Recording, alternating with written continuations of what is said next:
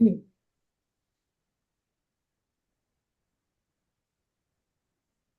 we should be live now.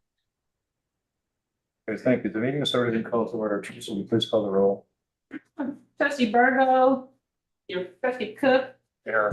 Trustee Bragg. Here. Trustee Johnson. Here. Trustee Young. Trustee Lazio. Here. Trustee Lemunion. Trustee Young. Trustee Pandolfi. Here. Trustee Step. Here. Trustee Davis. Yes. Trustee Wilson. Trustee Whitehall. Here. Thank you for any of those who wish to join Michael Davis in the pledge and invitation. I pledge allegiance to the flag, United States of America, and to the republic which stands one nation, under God, indivisible, with liberty and justice for all. So, I've chosen a scripture verse out of John 14:27 that I'm going to read, and then it says, "My peace I leave with you, my peace I give to you, not as the world gives, do I give to you. Do not let your hearts be troubled, nor let them be fearful." And so in a day and time where hearts may be fearful, and we may find ourselves in a lack of peace from day to day or time to time or moment to moment, depending upon the situation we might be in, then this is what our Savior Jesus has to say. And he actually is the Prince of Peace. And so I always think of that myself. I find myself constantly in turmoil, constantly being distracted through my life, like every day. And I'd be really surprised if all of us are not in that same mode most of the time or all of the time. And you have to fight through that. At least I find myself having to fight through the distractions in everyday life. And, you know, and under my breath, most times I'm just crying out to God, help. You know, I always like this 4-letter word, help, H-E-L-P. You guys know that word? It's my favorite ones. Help. Anyway, if you'd like to join me in a prayer, we're just going to ask for, invite the Lord into this arena. Almighty God, as we gather today to discuss matters of our community, we humbly seek your guidance and wisdom. Grant us the discernment to make decisions that are just, equitable, and for the greater good of all the citizens we serve. May our deliberations be conducted with respect, compassion, and a commitment to serving the needs of those we represent.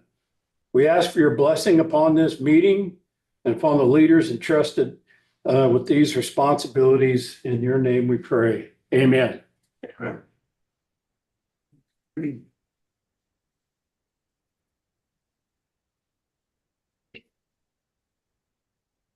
Yeah, I move the approval of the agenda. Is there a second?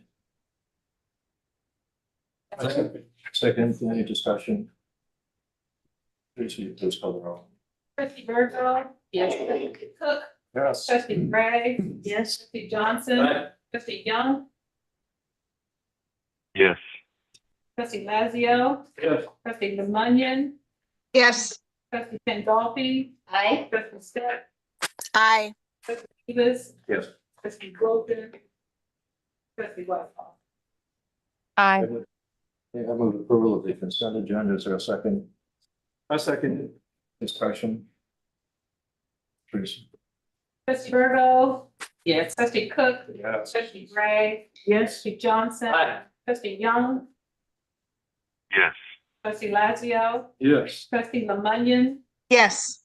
Pandolfi. Aye. Trustee Step. Aye. Trustee Davis. Yes. Trustee Whitehall. Aye. Motion carried. To our CEO. All right, we don't have any visitor comments today, but we do have some acknowledgements. as many of you are aware, trustee Weesey has moved off the board and we're welcoming Aaron Young. Before I introduce trustee Young, I'd just like to make a few remarks about trustee Weesey. So over time, we've had some great conversations, and she's been of service to this board, and we're very thankful for her contributions over the past 4 years.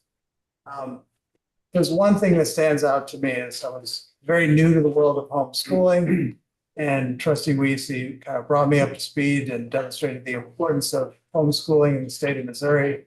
So I'm thankful for her sharing that information with me. So we wish her the best and thank her for her service. And in the mail will be a beautiful class book and handwritten note from yours truly. But again, we wish her the best, happy holidays, and thank her for her service. So with us virtually is trustee Aaron Young, who comes by way of Plant County, Plant City in particular, and trustee Young, correct me if I get anything wrong. But he has a long history of public service and librarians in the family, which is good to hear. And trustee Young, if you have anything to add, I'll turn it over to you. Well, I am thrilled to be part of the group. I apologize that I am not there in person this evening, but I have fallen ill, so I felt that it would be best not to participate virtually this time. But I look forward to working with each and every one of you, and it's a pleasure to serve the community, pleasure to serve the public, and it's an honor. So I'll look forward to meeting each and every one of you in person next month. I think I'll speak for everyone here that we thank you for not coming and infecting us with whatever it is that you have. All right. All right, so, and that concludes our remarks for this section. Next slide.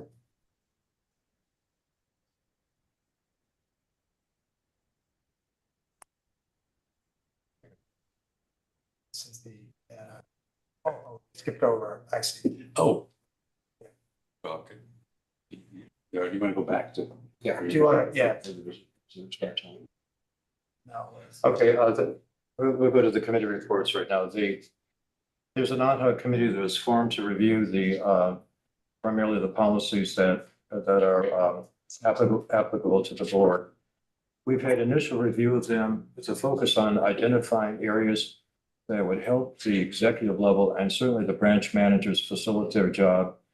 And there has been a host of areas that are found that were, first of all, in need of clarification, and other areas that simply were well outdated, and other areas that could be helped by some addition. So everything is at this moment utterly preliminary, and but again, progress is being made.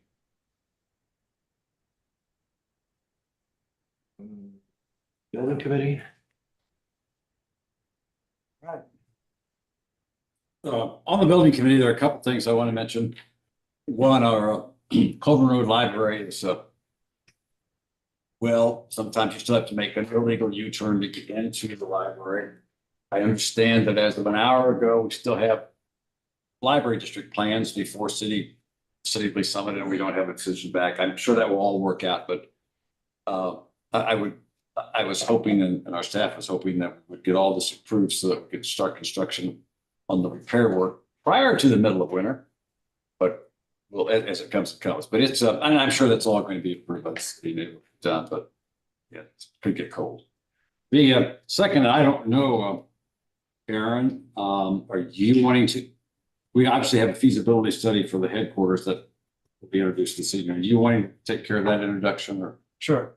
Happy Okay, so since that obviously has to do with the building structures, if you would introduce however you want to proceed tonight with this Right. presentation. So over the past 6 months, library staff, Ellis Katz from PNC, have been working with BNIM on a feasibility study for this headquarters building.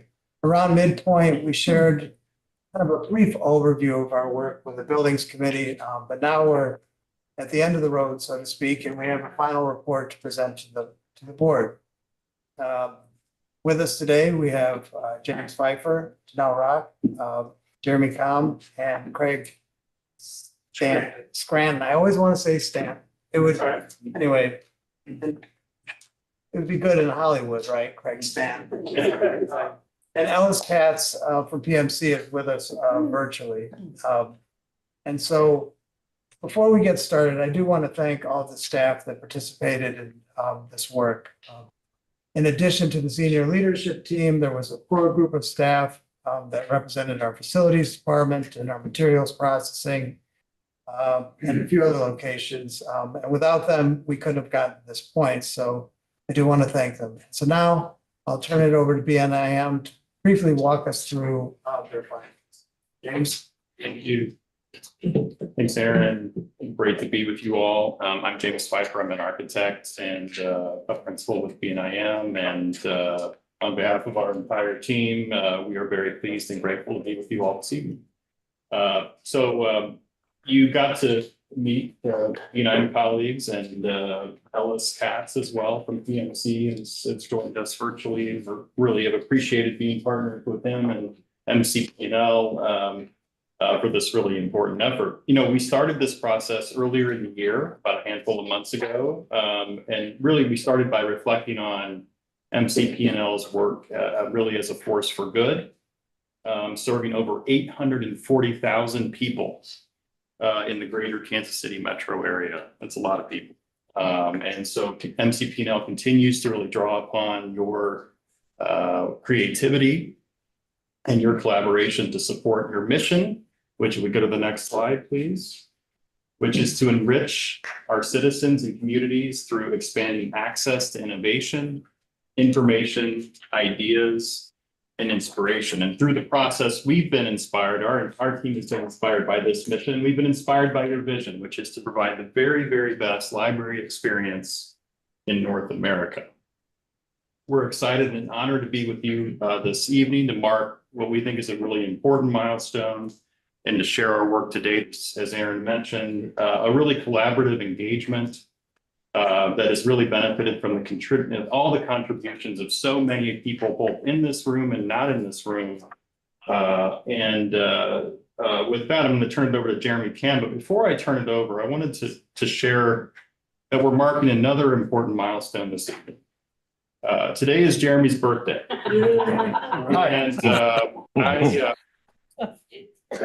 So I have a big favor to ask of all of you, which is I wanted to see if you would join me in singing happy birthday absolutely to Jeremy this evening. So I'm going to count to 3 and then we'll public record. This is part of the public record. Yeah. So I'm going to count to 3. 1, 2, 3. Happy birthday to you.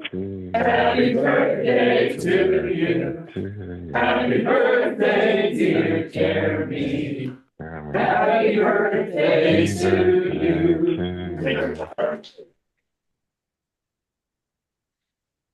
You, Jeremy. Thanks. That's all right. Will we be able to relaunch that? So I think, Brian, we're ready for our next slide. The next slide talks a little bit about the process that we went through. So we attempted to envision the future of this headquarters and the operations that take place within it in 3 different ways. So we've done a deep dive. Janelle has led a deep dive with the staff that office and work out of this facility to really understand how they do what they do, where their pain points are, what a day in the life looks like, and try and analyze that to figure out where things can be improved. We've taken a look at the assets and liabilities of this building, of the maintenance shed, the warehouse, and of the grounds to get a sense of its condition, its longevity, how it could be repurposed potentially. We've considered a range of alternative spaces and potentially locations. And we'll get into that spectrum of options here in a little bit. And then we have attempted to create budgets that represent each of these different options, each of these hypothetical options. So that we can get a sense of how much we're talking about from a cost standpoint.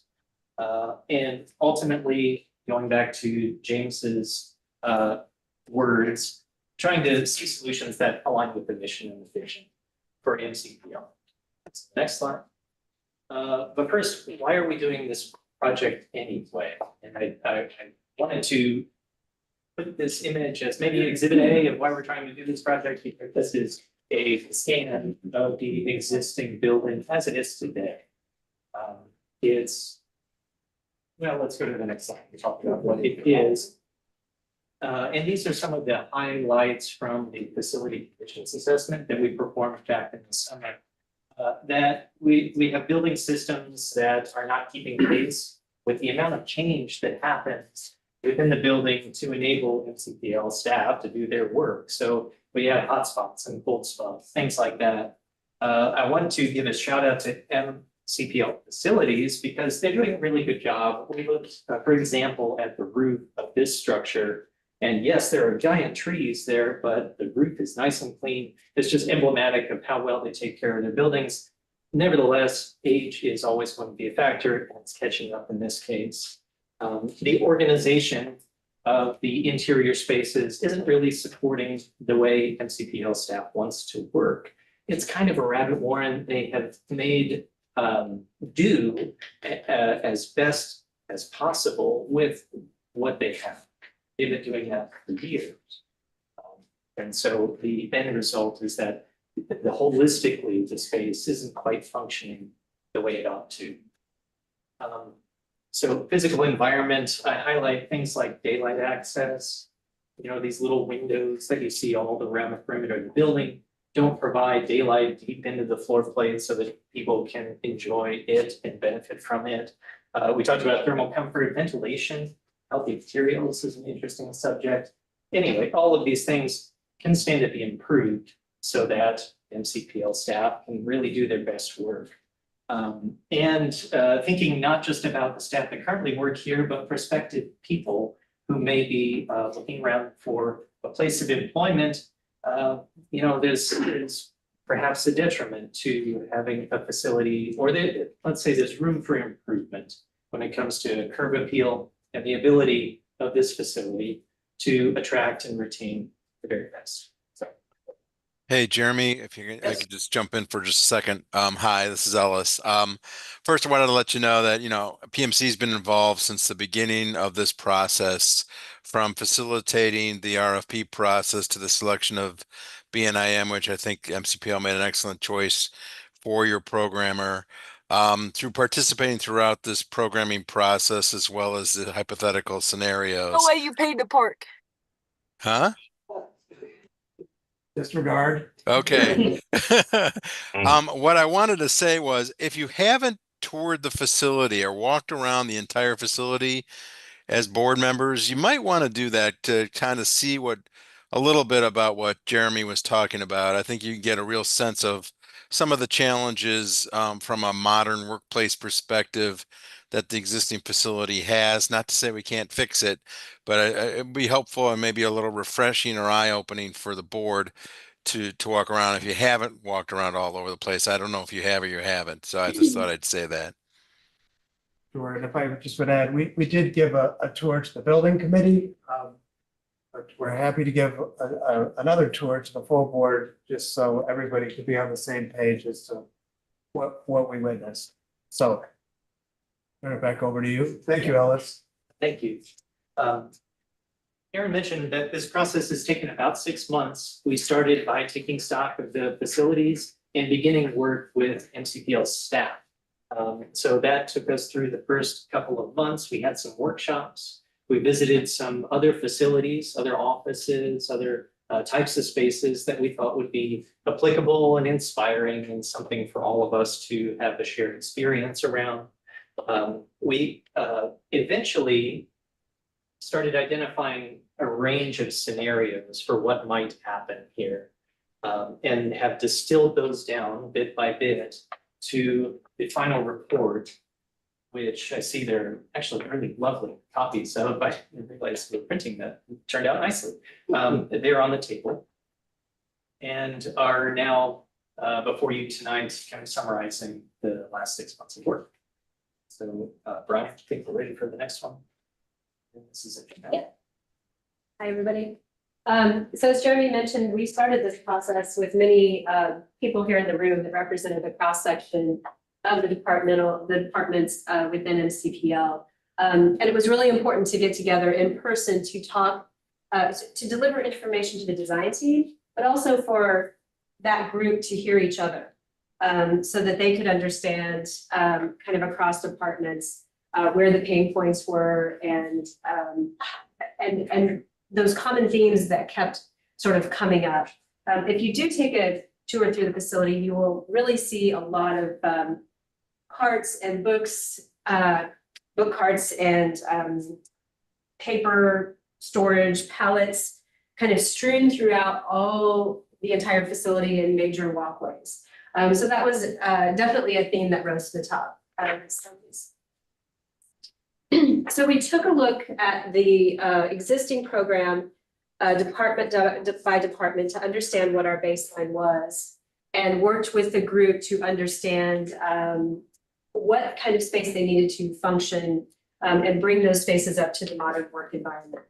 And if you take a look at the departments and services across the board, and you compare these two numbers of the existing program versus the proposed program, there's not a lot of, there's relatively little movement in those numbers. What we had found is that the shared support spaces, those spaces for staging, for departmental storage, for conference rooms of all sizes, for meeting and collaborating, was really the part that was missing. And so you'll see a huge number jump in that in those shared support spaces. And basically what we found is that both when we talk about office functions and the dock-based functions that are tied to the shipping and receiving and services needed to grow in order to bring these spaces up in order for MCPL to do their job most effectively and serve the community most effectively. So,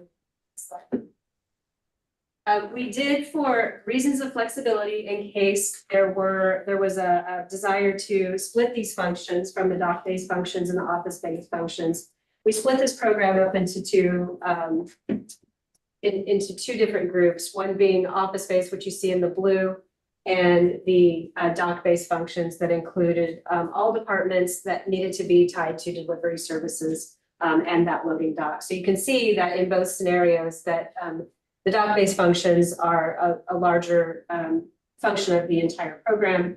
And basically what we found is that we really need somewhere between 17,000 and 20,000 square feet additional split between those two groups. While the head count basically remains the same. Yeah, back to you. Okay, all right, so it's time for scenarios analysis. We had in total, I think, 7 that were examined. There are a few common parameters that were common to all scenarios. One, the Blue Springs warehouse is assumed to be sold as part of this project. The dollar values are, I want to underscore this, I know Ellis will too, hypothetical in nature. They're based on assumptions and the information that we have available to us. That said, our attempt has been to encompass all project costs, not just construction. So we're talking about moving and leasing, escalation, fees, things like that, all identified for each option. So we really have a complete picture of the total budget that might be necessary to realize any given scenario. Any of the scenarios may be eligible for new markets tax credits. We can go into that if need be, but just know that that's an option that's potentially available.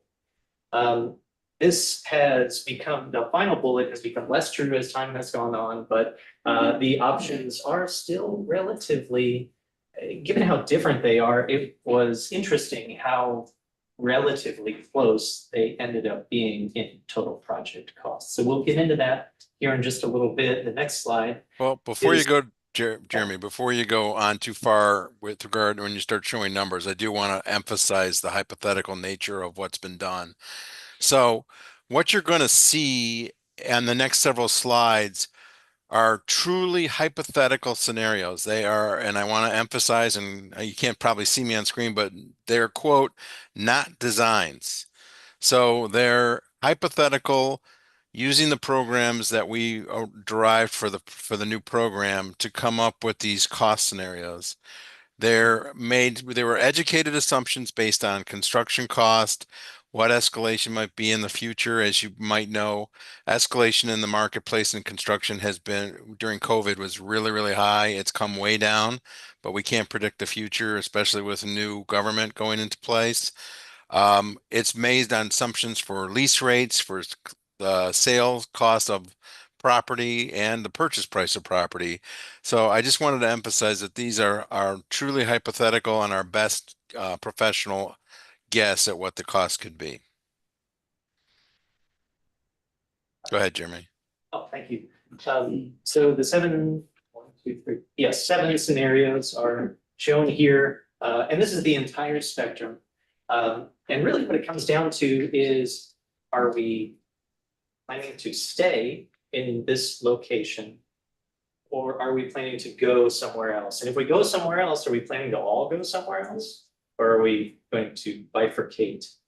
And that's at a high level, what each of these options represents. So all the way from a light touch renovation on this facility, fixing what's wrong with it, all the way up to a new building on a new site somewhere within the district.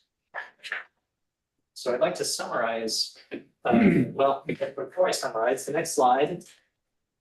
I had mentioned we whittled them down a little bit, and the ones that are kind of grayed out are the ones that have fallen off as we've had further discussion. The reason for that is twofold. A light renovation costs a lot of money. And at the end of that investment, you're left with something that's not substantively improved. You've fixed the problems, but you haven't solved the issue and really haven't done anything toward meeting the vision and mission of MCPL. As far as these hybrid options go, what they represent, Janelle was talking about two facets of staff that exist here at the headquarters. One is based on the dock or is tied to the dock logistically. The other is an administrative staff. Theoretically, the two could be in separate facilities. Practically, it seemed that that would not allow the staff to really do their best work. So each of these scenarios that are grayed out involved some kind of separation between the two parts of the staff. More often than not, it was the administrative folks who were going to some new facility, either leased or bought or a historic facility, while the dock-based functions would remain here in some renovated condition. We felt that that really didn't get at, that wasn't best for the staff of MCPL. So we're left with, yes.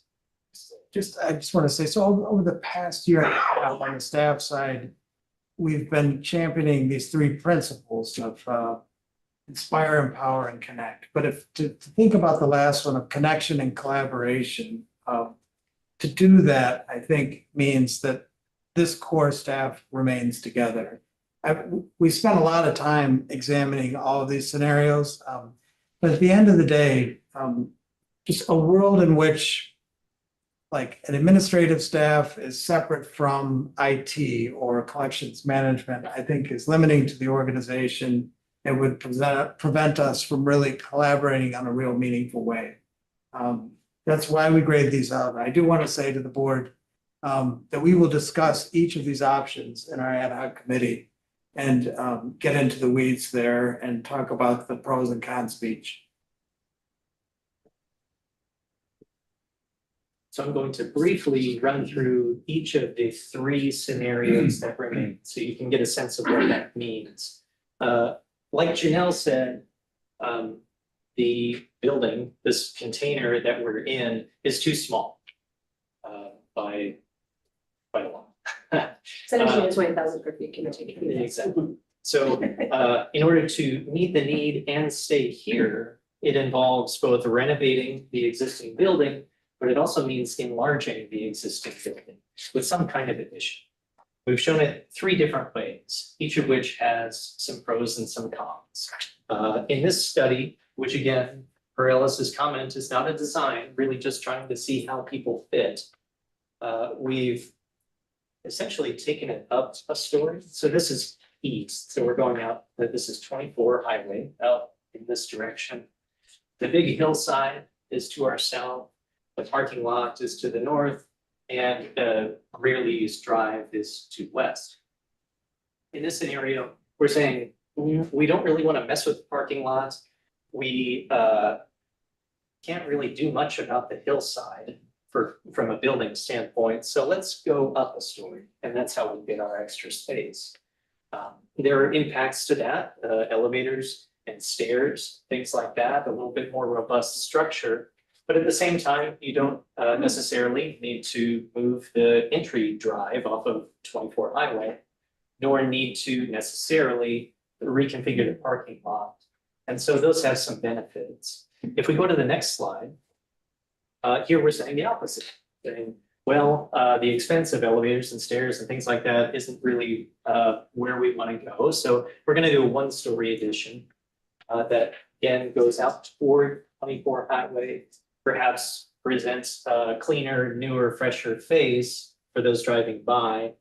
But there, you can only go out that way so much, so it kind of squeezes toward the north, thus requiring some reconfiguration of the parking lot in order to work. Then on the next slide, this is an interesting one. We're saying, well, we don't really want to interrupt the entry drive. We don't really want to build two stories. Where else can we go? Well, there is an opportunity maybe in between this building and the warehouse, which is right over there, where you could potentially slip some additional square footage. So those are three experiments, just trying to determine the viability of a renovation and addition option. So before you go there, one thing I wanted to point out on all three of these different concepts that BNIM did, and it was done on purpose, was in the existing facility, it's such a large footprint for office use that the depth to a window means that a lot of people in the current building do not get any natural daylight. So, and you can maybe show this in the room, Jeremy, but they introduced a courtyard in each one of these schemes to get some natural light into the inner core of the office space. And that was for a better work environment for those people that currently really don't get the benefit of ever seeing daylight. So I thought I'd point that out. All right, thank you for that, Alex. So pros and cons, standing here, renovating and adding. Some of these repeat from option to option. You'll see this one again and again. Office-based and dock-based functions can remain co-located. That's a common thread through each of the options that we're presenting here. Now, when it comes to trying to actually execute this project, there's going to be some people movement that's necessary. In particular, this scenario or a series of scenarios envisions that the dock-based functions remain here in credible operation through the duration of construction. It's disruptive, but it can be done.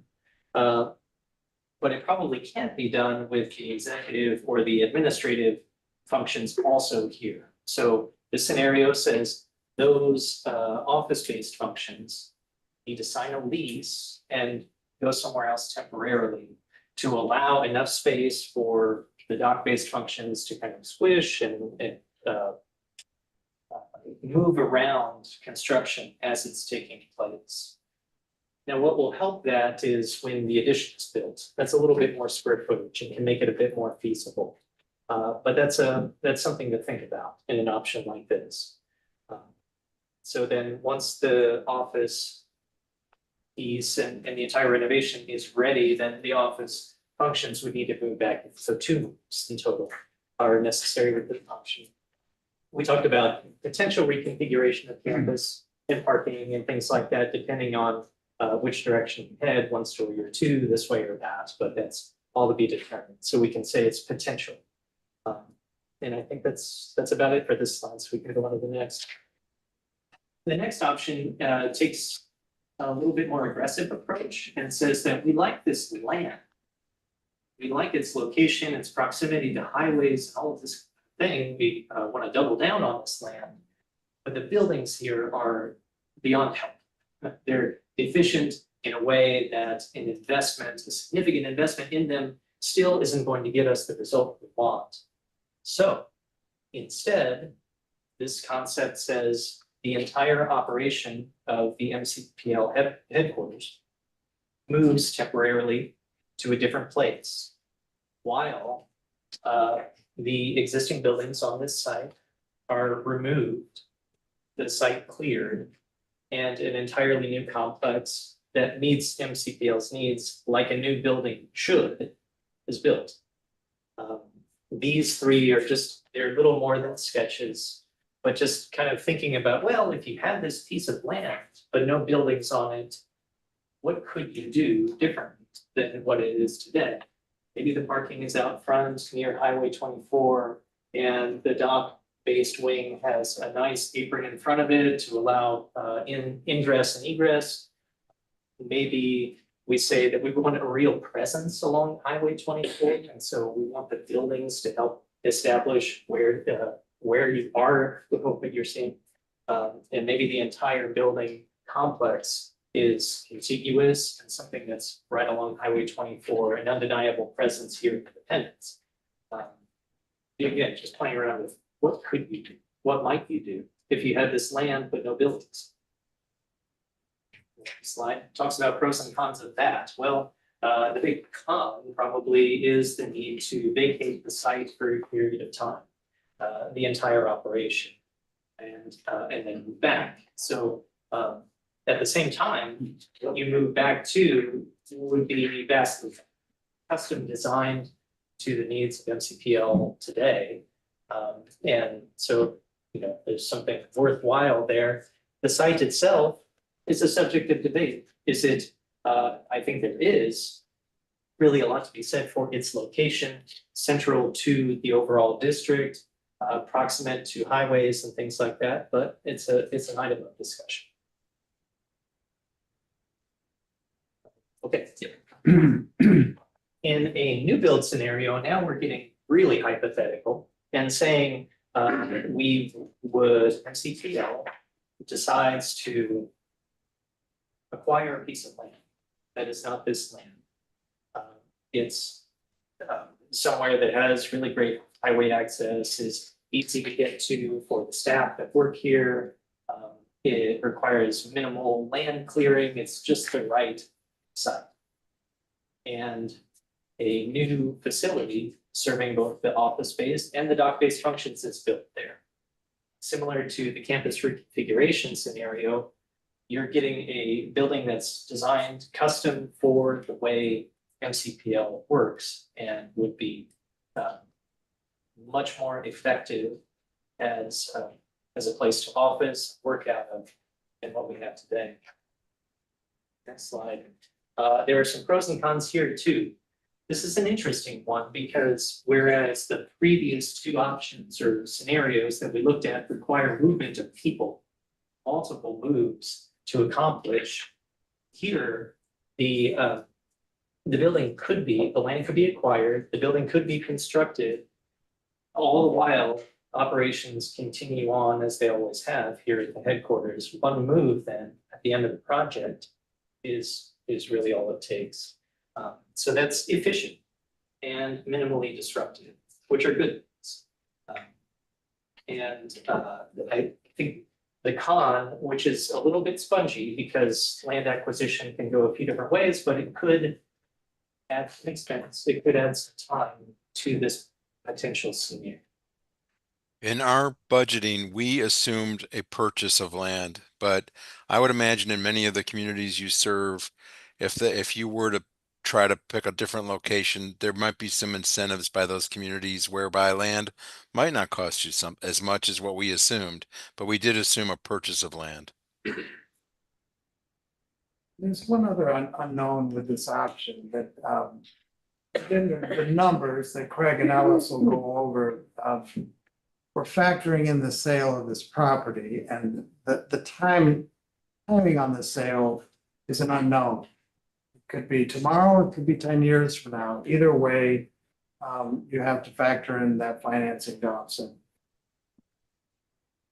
whatever revenue you can get from the sale of this property. So on the next slide, we're talking about time here now. This is not a schedule. These vertical lines, if you can see them, are not months or weeks or anything like that. They're just an organization, kind of like graph paper. And really what we're trying to do here is identify in each of the scenarios, what are the things that need to happen and in what sequence do they need to happen and kind of how do they compare to one another. So we can see at the heavy renovation, there is a lease that needs to be signed, a space to be found for those office-based functions. They need to move out. The headquarters kind of does that shift that allows the contractor to do their work and then starts a lease. While the lease is going on for the office-based functions, we have demo, we have construction, addition first, as I mentioned, a swing of operations from one to the other, and then construction of a renovation. Finally, everybody's back in the building in a move-in. With a campus reconfiguration, you still have the lease agreement, the move out, and all of that kind of thing. What you don't have is kind of a phased construction. And that, we think, maybe makes the timeline shorter. With a new build, it's actually quite straightforward. We design, we construct, and move in, all the while the operations at the headquarters continue on as they always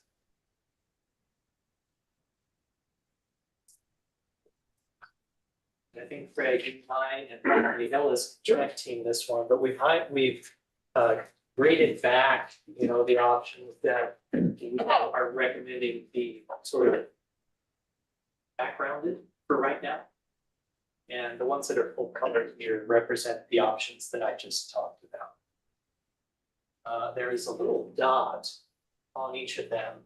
If you look down here, that is the approximate net cost after the land transactions that Aaron was mentioning. So I'd said that each of them contemplates the sale of the New Springs warehouse. That's the green bar down below the line. What the new build does in addition to that is contemplates the sale of this. That is factored into the cost range that's there. Yeah, and the reason the new build has a range is for what I spoke about before. That's basically the range of what we think the land might cost, which is in somewhere around 4.2 million. So that's where we show a range in there. These two options here are both heavy renovation. The difference between them is one is contemplating a one-story building, a one-story addition. The other is contemplating a two-story addition. But really the costs are at this level almost the same. The reason for that is it costs more to build up, but there's potentially less disruption to the site. If you build out, there's more disruption to the site, but the building is cheaper. So it's just about where the money is put.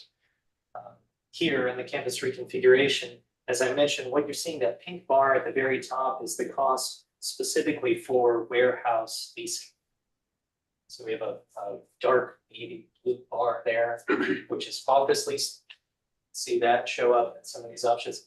The addition of the pink bar starts to drive that number up, as does the cost of construction itself.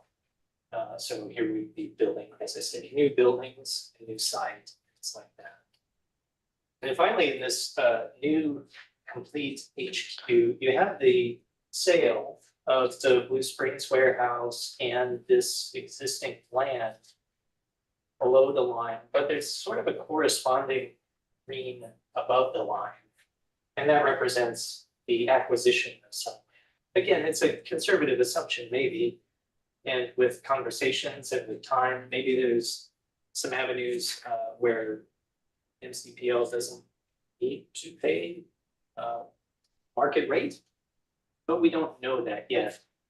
So we included it in the analysis.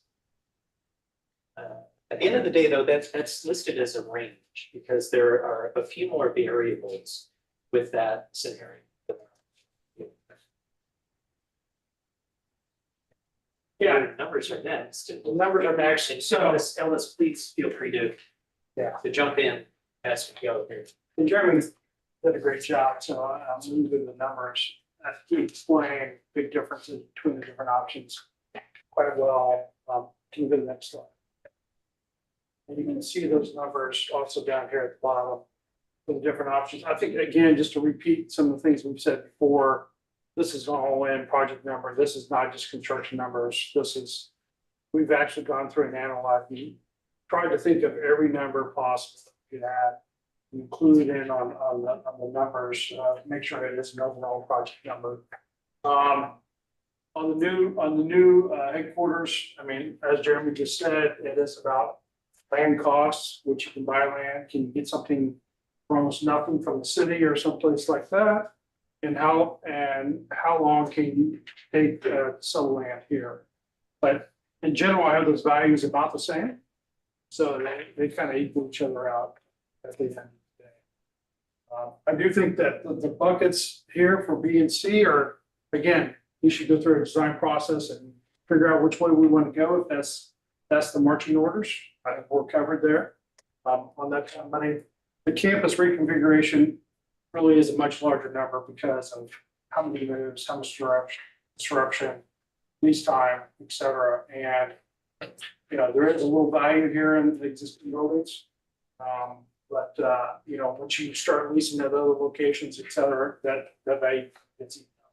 So I'm glad to answer any questions as it comes to the numbers. I'll go further into the depth about the numbers as well. So if I can just interject. I think the one thing I might add is that, once the board decides on a direction, then one of the next steps would be is to begin really putting together a true development budget that's detailed. We would get into detailed design. We'd have some pre-development specific cost estimating to that design based on a certain site or a renovation. And we'll also look at how we stack the capital. I mean, we've already actually begun talking to potential consultants that could help you with public financing assistance, whether it's new markets, tax credits, or a city offering you TIF benefits and things like that. You can defer capital expenses to perhaps do one of these different projects. So that's what we would be doing as part of a next step. This is still way too soon to even get into that kind of detail. Yeah, and I was just gonna add, I mean, I've learned a lot over the last year and a half or more that I've been here. But one of the most important things is how we talk about project cost is important. When you think about how other organizations handle it, usually the headline reads, such and such a building cost this amount of money. And when you start getting into the weeds, it's the cost of the shell and it's not the total project cost. So these numbers look very different than maybe ones we've seen in the past. But the reason there is we want everybody to understand what the financial impact on the organization would be. So we really tried to think of every associated cost with constructing the building, including moving out, tenant improvements, if you were to move into a lease space for a short period of time. And anyway, just a little context to how we arrived at these numbers. And for those of you who are really interested in the calculations and formulas behind these numbers, I do have a spreadsheet that I can share.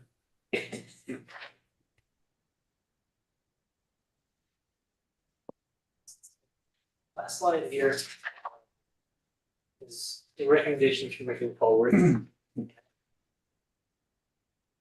And Aaron, maybe you and I can tag team some of this, or I can. Sure, I will just start. The ad hoc committee is yet to be established, but if the board decides to establish one, that group would really do a deep dive into each of these options and hear from staff on how we could finance something like this without going back to the taxpayer. There's the second one is, yeah, that's where we get into financial analysis. Our hope is that we could kind of complete this work in the first quarter of 2025. And if the board decides, then we would engage with the design and construction firm to kind of begin that process. But I think there's a lot of conversation that needs to be had before we even entertain making a decision. And we're prepared to have those conversations. But this is the point where BNIM hands it off to us, and we would really show what the impact on the organization would be to move forward. I will say, I just want to circle back to Janelle's work. We did a lot of thinking about the efficiencies that could be had by reconfiguring the building as we have. And Janelle really got an up close and personal exposure to our facilities, our dock-based functions, and our material processing and our AT department. And what we learned is the way we're currently configured, one, is inefficient, and there's ways to kind of reposition and bring everybody together to where they can work more collaboratively, and our production process is much more streamlined. I don't know if you have anything to add, but I'm thinking about our state, the way we allocated space for staging and this sort of thing. It's mainly staging and making sure that there was space allocated per department so that that space was efficient for productivity. And we also took a pretty hard look at material, as Jeremy mentioned, material health and some of the unhealthy environments that can take place with unpacking, packing the boxes and the debris in the air. And also like for instance, the CD cleaning processes, we have allocated spaces that are separate for the purposes of human health. Sure. All right. Questions? It's been mentioned more than once about TIF financing for this project, and can you explain how tax increment financing be used by the library district? I don't know exactly if you can or not. I don't know if Jeremy's there or not, if he can respond, but I know that's one form of financing that governments will offer, non-school TIFs or school-tied TIFs, where you can get tax increment savings by deferring the amount of taxes you pay to a certain government in terms of property tax. I think probably in this case, TIF, unless I'm mistaken, you guys don't pay taxes, so TIF is probably not going to be the primary objective, looking for resources, out in the public. But, cities could help you by in different ways, since you're probably not going for a TIF, by property, by providing property TGATs, maybe as for a new build option. The new market tax credits is definitely something that would be viable for a library. Can you explain that? What? I've never heard of it. What is it? Yeah, new market tax credits, depending on the location which you're building in, it's a distressed area. There are tax credits available for redevelopment within that zone. It equals, you get credits through CDE. Yeah, I think I get that right. Through an entity basically that is going to provide you credits, and those credits typically come in like $7 million increments. And what that means for the library is that you go out and talk to a bank, and banks are the ones that usually issue these credits. Is that if they issue $7 million of credits, you get about net, you get about 28 cents on the dollar of that $7 million.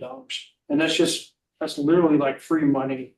So to the library. I guess I'm I'm perplexed here. The library doesn't pay any taxes. That's right. So who gets the tax credits? Yeah, actually, other people buy the tax credits. It's a very complicated transaction. I'm sorry, I'm probably smoothing over about 20 different steps, but schools typically will use new market tax credits. I did a deal with Academy Lafayette in Kansas City where we got a $7 million tax credit, a new market tax credit. And they get the money in the end, but they sell, those tax credits are sold to other individuals. And that's why, again, I'm going to go too deep into the weeds here, but there's a delta between what you get and what ultimately the investor gets. So they make money off of the tax credits, but you get the cash. So Okay. I don't want to go too deep because it gets complicated. Yeah. Hey, Craig, do they offer, I think Kansas City has opportunity zone districts too, don't they? They do have opportunity zone districts, and we've seen a little bit of that, but we haven't really participated too much. That hasn't panned out as much as we'd like to see that pan out Okay. on our projects, but and we're independents, but it depends on where you want to go. The new market tax credits is probably the easiest bet, I would say. That question, Marcy Grant. How much land space would a new construction project need, acreage wise? And versus what, I don't know exactly what the acreage is here, but would we be looking at something larger for that minimum amount of space plus parking? What are we looking at? I was kind of joking with my colleagues. Can somebody grab me? Let's look at our book. It's somewhere, from memory, I think it's about 5.5 acres. Yeah, I think that we're 5.5 to 5 and a half. 6. 5.5 to 6 acres. It's turned out really. Planning department does a good job.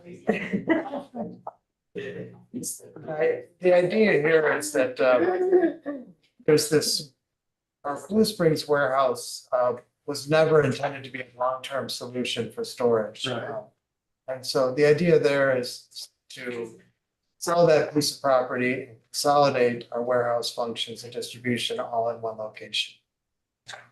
I misspoke, it's 6.5 acres. Still there. I'm still not clear on. You know, we don't issue it, we don't impose a sales tax either. So I'm stating this in it, so therefore you're not gonna have an agreement to accept sales taxes. But so we don't have that. So I don't. And you don't have to go to all 23 steps or whatever, but I'm still now lost on tax credits. What, this is not a stressed area. I assume. That's what I'm reading. This is a federal tax program. So who is the private developer that's going to take? Are you talking about a private developer buying this property and then we lease it back for 30 years and then at the end of 30 years, we buy it for $1? Which is typical. It's a third party transaction on that person who's going to take those tax credits. So, I mean, it is complicated, but there is no sales tax. You don't have to generate taxes on the new market tax credits. You have to be in the right zone. You have to be in a distressed area per your zip code, for what the average income is within that zone. But so it's not like TIF, it's not like any of those other things. But it is available for not-for-profits. Again, I think if you really want to delve into new market tax credits, we'd probably bring in a new market tax credit lawyer and talk to you about how the whole transaction. There's a nice flow chart that I cannot explain. But That'd be helpful. A lawyer. That'd be nice if you could send that. Yeah. Really, no, seriously. Yeah, I can send one. Good. Yeah. Great. Well, I'm not finished yet. All right, so are there any distressed zip codes in Independence that would meet this? Yes, I believe there is a number of distressed zip codes. We looked at that. Is it zip code or how do they determine? I assume we're talking about generally somewhere in the area of where the location is today, which is here. So I don't know what zip codes I believe downtown, Independence is within. I believe it goes from, it's around in this area here and to the west. Yeah. To the Kansas City, Mhm. but it's in the northwestern quadrant of the city, and I believe this is probably in it or very close, because I think the old Kmart building redevelopment maybe took advantage of some opportunities on financing. I Well, could be mistaken. it doesn't, I'd like to, We Yeah. can print you out a map that would be helpful. Oh, yeah. Yeah. yeah, that'd be good. And we don't have to be locked into this location, maybe something more central.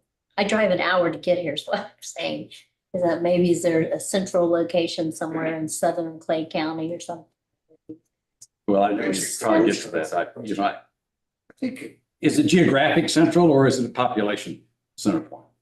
I'm gonna tell you that I view some population center points, so, and that's just one of 12 per people. But anyway, it's just, I know you've talked about incentives, and I'm sitting here thinking, what tip incentive is there for us? Because we're a public entity. There is none. I mean, there isn't any. It's been talked about more than once at these presentations, and I'm thinking, no, we can't. There's no tax I don't incentive. think so. I don't think. Yes, they have. We've had a building committee talked about it. I think there was another meeting we talked about it. I sat there and didn't say much, but this is not a private entity. It can get all kinds of benefits. I get it, but you've already answered. You said this is not a tip project. I get it. And I don't think so either. But there could be opportunities depending on the city or the community where they might have land that they would contribute towards you moving to that location. And with land costs at 4.2 million, that could be possibly an opportunity. Typically landowners like to take the taxpayers for as much as they can get. So you Talking end up about with publicly ACI clear up in the northwest part of town. Yeah, publicly owned land, but Well, just to get back to I think the most important, these are hypotheticals, and all of these incentives that we discussed are not factored into the numbers that you saw in the presentation. So we may have misspoke, but good news is if there are incentives, they're not included in these calculations, and that would further reduce our total numbers. So how are you gonna pay for this? That's the conversation that happens after this. As you're all aware, one of the goals was to provide a study. That was the third goal that was presented to the board at the beginning of the year. And this is the deliverable on that. That we said that we would produce a study that analyzed three options: renovating, rebuilding, or relocating the headquarters building. And I think BNIM did an excellent job on delivering that plan. So thank you very much.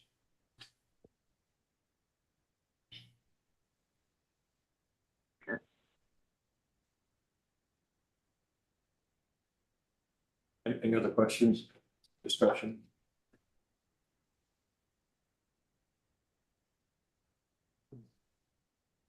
Okay, let's continue with the agenda. Well, I'm sorry, so Please. when are we gonna have that conversation, like Gordon was saying about possibly if we should do this, when we should do this, how we should do, when would is that conversation gonna happen? Yeah, when this was first presented, I believe during the building committee, my thought was due to the magnitude and the host of questions, first of all, the need. Secondly, that need will have to be addressed and implemented, and then the financing of it. Those are absolutely essential, incredibly material elements that have to be discussed. So I thought was to have a separate committee, separate from the building committee, to address that by the board. So that absolutely that is going to be done. I mean, are we gonna discuss it as a board or just? We have a committee to analyze it for the board, and then their recommendations will come to the board. Like a personnel matter would be addressed in the personnel committee to the board. My thought is that due to the significance of this, I think it's maybe greater than the usual things that just go to the building committee. It deserves a standalone committee to look at it. Yep.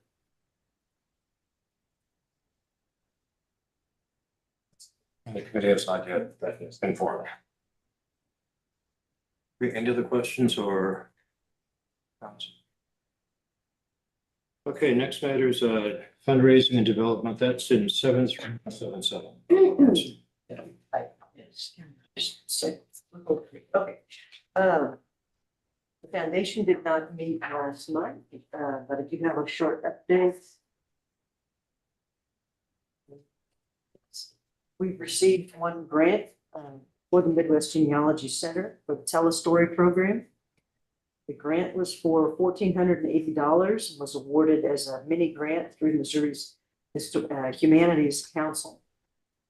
You can find some information on the back of the monthly report on this. But this is to purchase an audio frame device, which is a listening device, and that'll allow patrons to listen privately to recorded stories on the Tell Me a Story program that we're doing. So content will be available. The station will be installed at the Genealogy Center. And just as a note, the Missouri Humanities Council is the only statewide agency in Missouri that's devoted exclusively to humanities education for citizens of all ages. It served as a state affiliate to the National Endowment for Humanities since 1971. So the center is excited to receive this grant and receive this funding for the piece of equipment. So, yeah, I just have one other note. We had a really wonderful, sweet note sent to us by a lady who wanted to thank us for an impact that was made on a friend of hers, and so she gave an end of year gift, and I'm not gonna read that and call out her name, but just wanted to note that she asked that her gift be given to the Raytown branch, which was very important and impactful to her friend, and so I know that Diana and others receive gifts like this frequently, and just want to know that patrons reach out to us and share that. That's all I have. Okay, thank you. Finance and audit. We haven't met for a couple months, and we will have a January meeting. We'll have something to talk about. Personnel. Personnel committee is not met. So nothing to report. Okay, technology. Is Lori with us? Yeah, she's on the line. Lori? Hey Cody, is Lori still on the line? Yes, Lori is. Let me send a chat to her.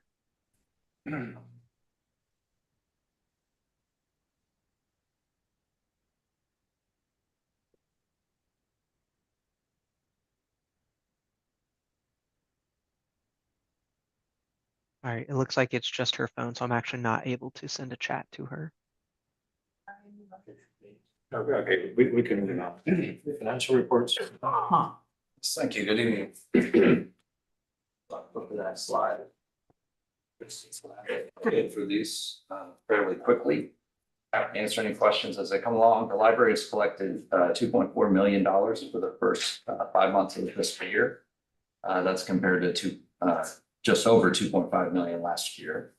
We've collected just at 3.5% of our budget for the year.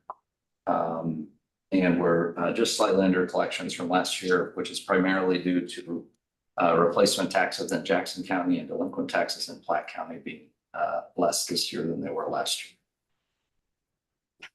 The next slide is cash. We ended the month with just under $1.1 million.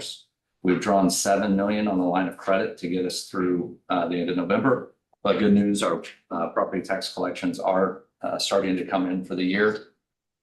So we don't anticipate that we'll need to draw down any more of that line of credit, and we should have it fully paid back by the end of January. Next slide is looking at the general fund.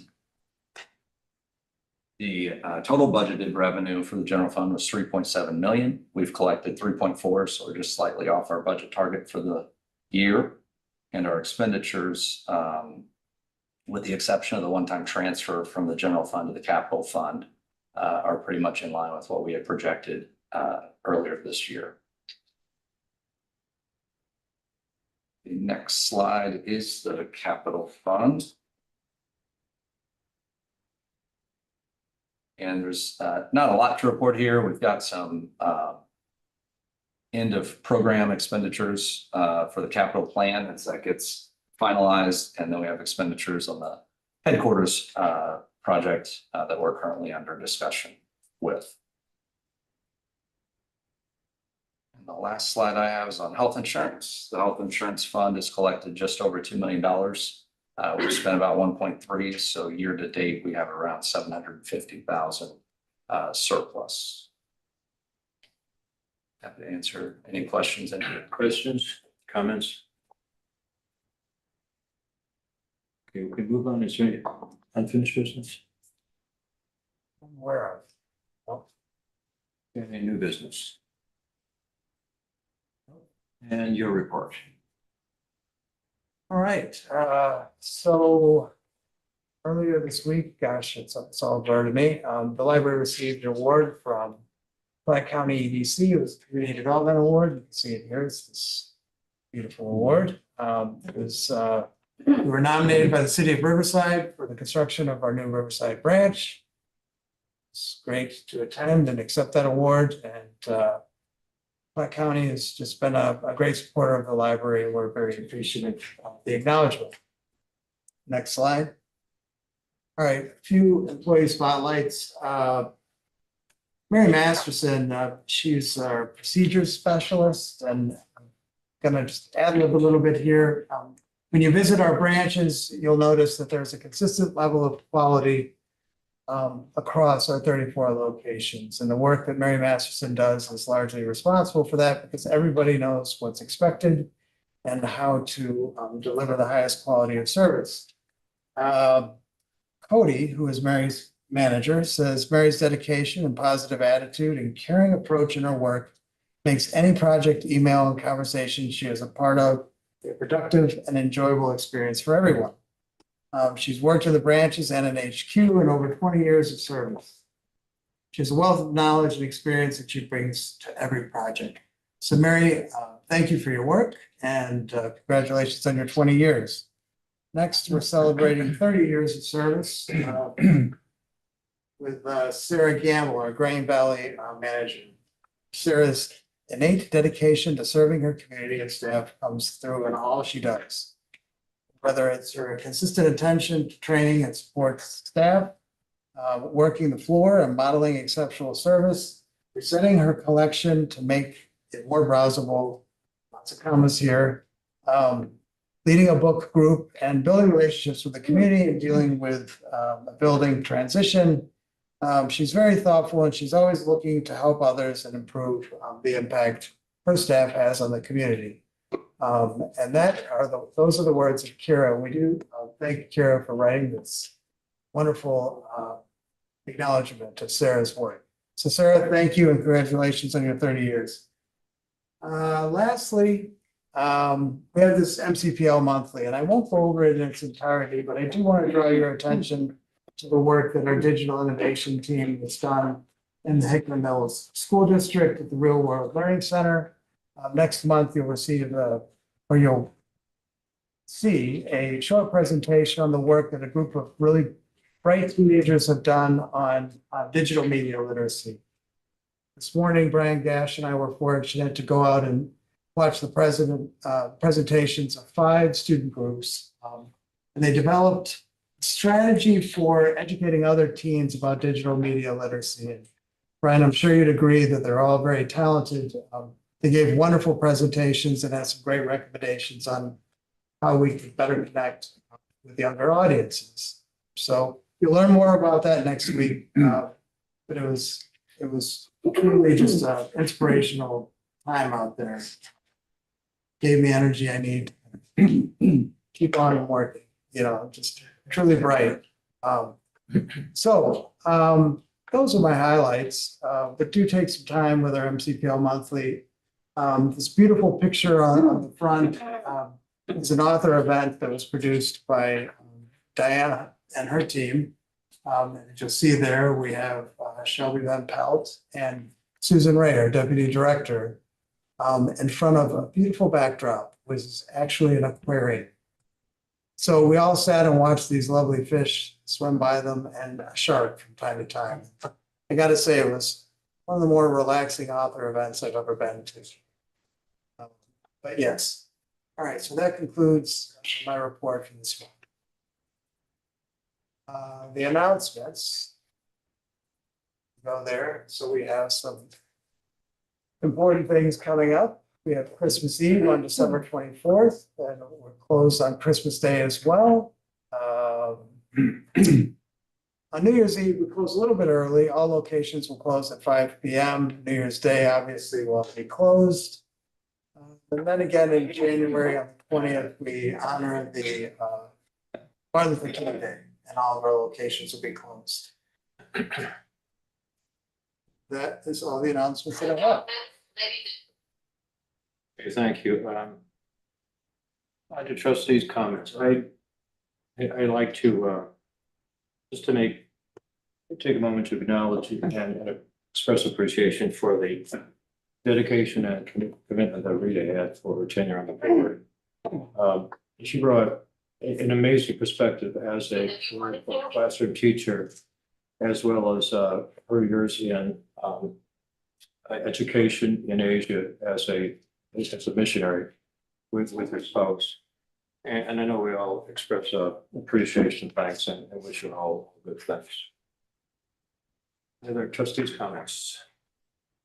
Yeah, I'd like to make a comment about Rita as well, and I would just have to say that Rita was kind of a one-of-a-kind treasure. That's what she is to me, and just having conversations with her personal one-on-one, I discovered a depth to Rita that you will only get in one of those one-on-one conversations. And I so appreciate that about her. And as I ponder my last conversation with Rita, she shared things with me that really were endearing her to my own heart. And I know she's suffered through a lot of pain and suffering in her life in different ways, as all of us have to some degree. But Rita presses on. And I just have a couple of words that I want to use in describing Rita. I would say strong and courageous. She's absolutely a courageous woman. And she's strong in character, strong in spirit. She does not waver, and she does not back down. And that's what I really love about Rita. She just keeps going. So thank you, Rita. Appreciate you as a person, and really grateful for you. Any comments? Guess I'll go next. Yeah, I just wanted to thank Rita for her service to the library, to all of us, and it's been wonderful working with you, Rita. Hope you're hearing this somewhere. Over the last 5 years, getting to know you, consider you a friend, a great friend, a dear friend. And as Michael was saying, Rita's just one of those people who has an exceptional love for God, for this country, for education, libraries, for one of her passions is child literacy. And I think that, that I just hope we will all continue on in that spirit of just having a good place that children can come, learn to read safely in a safe environment, that we have a good collection that Rita was always striving for. So I just want to say thank you, Rita, and we will push forward in honor of you and what you have done for this community. We just thank you. Well, I'm going to be the shortest. Yeah. Because I got to know Rita driving back and forth, but I will make this short. If our education system and spectrum had anything close to the integrity and the commitment of Rita, we'd be a hell of a lot better off. Any comments? Hearing none, the next matter is motion to adjourn. I move that we adjourn. Second, Second. we take the vote, please.